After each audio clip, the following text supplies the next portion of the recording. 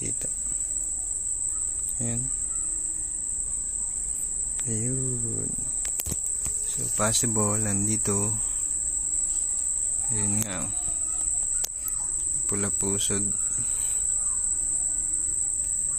Pag di tumalon, kukunin natin.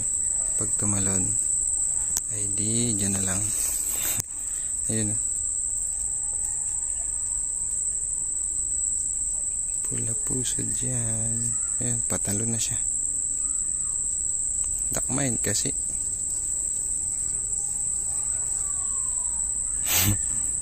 Ayun, nalalabas na. Yung, no. Yun, tumalo na. Ayan. So, kung tawagin yan dito sa namin dati, nung mga bata kami, gatasan. Kulay gatas.